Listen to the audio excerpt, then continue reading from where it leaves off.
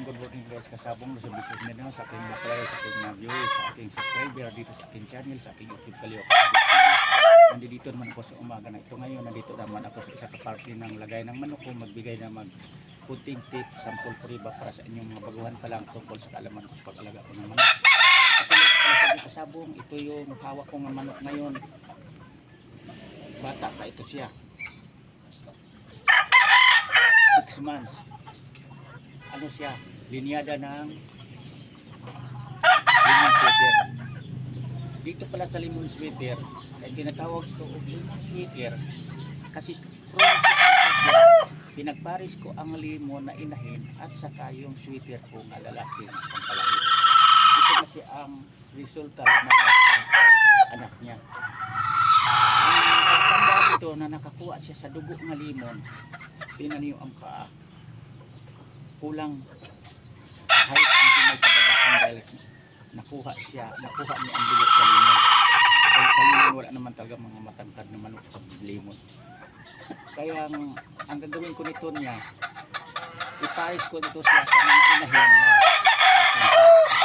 para ang mga anak niya sakto na susukat, hindi na magmana sa kanyang mababa. Ganun lang kasimple yan ang pagparis-paris sa linyada sa isang manok. Kapag ang manok natin na dugo na limon, medyo may kababaan, parisan natin ang mga inahin ng mga matangkad para ang mga kalabasan sa magiging anak niya, ang mga sukat, sakto sa sukat, pasok sa standard sa manok sa natawan. Ganun lang ka simple, ganun lang ang ginagawa ko niya para sa inyo itong mga baguhan. Kasi ang manok natin, kahit tinawag itong process kasi pinagparis natin ang linyada na mga mahusay na bumutong palo. Kagaya ng limon, mautak kasi itong linyada. Limon, kahit saan kayo magtanong, ramihan talaga sa nag-breed, lalo na sa mga malaking breeders. Hindi talaga mawala ang linyadang limon. Sa katagal ko na nagmamanok, bata pa ko na may limon na talaga. Tumitas dati talaga nung bata pa ko ang mga limon, ang limon nga may dugong hats. Oh, yung mga green leaves dati. Pero ang mga limon ko, mga dilaw paa. Kasi cross ito sila sa sweater. Ang mga sweater ko rin dilaw paa, karamihan talaga niyan. At saka may mga bandira ito. Kasi ito tumubo yan, o may puti-puti. Pag limon sweater, bandirado din talaga yan. Kayong mga baguhan pa lang, lagi kong ina-advise ito aking makuntin para sa inyo itong mga baguhan pa lang.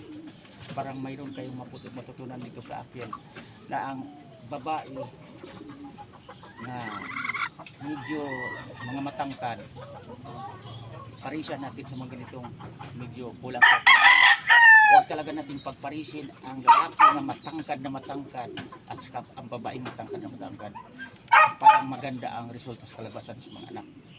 Ang bababa naman na linyada sa iskamanok natin, huwag nating pagparisin nila parehas lang linyada ng mababa. Hanapan din natin o linyada ng matangkad. Ganun lang kasimple para sa inyong mabaguhan, para ang mga manok nyo hindi kayo argabyado pagdating sa ulutan man yan na labanan o sa timbangan. Kasi ang mga manok nyo sa tamang sukat, pwede yan sa labanan na timbangan, pwede.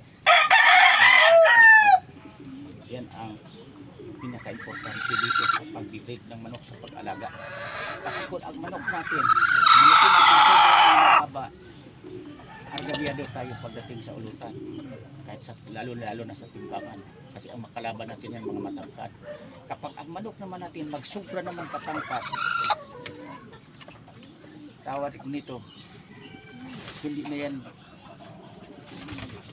pasok sa sukat sa standard, medyo mahirapan na din tayo maghanap niyan ng kalaban, lalo na sa sobrang katangkad ang manok natin. Pero lagi natin tandaan, lagi kong palala sa inyo mga pala, ang manok natin ay sobrang katangkad, hindi na rin maganda yan, hindi na normal dapat sa panglaban na manok kasi madaling makilayan ang ating manok din.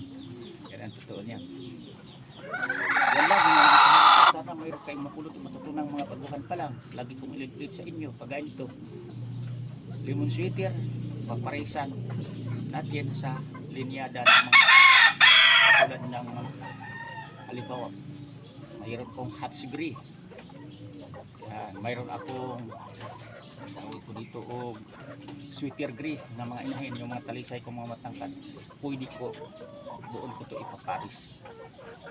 At saka sa inahin din na sweater may matangkad kung alinyada ng inahin sweater, pwede ito siya kasi ito siya limang sweater na ito pwede ko rin ibalik sa sweater na inahin. Yan lang, thank you sa pagpunod. Bukas naman uli, ibang topic naman ang aking talakayan, ipaabot, ipapaliwanag ko sa inyong mga baguhan pa lang para kahit pa paano mayroon kayo makuha o matutunan man lang kunting kaalaman ang dagdag sa kaalaman niyo sa pag-alaga ng mga. Thank you.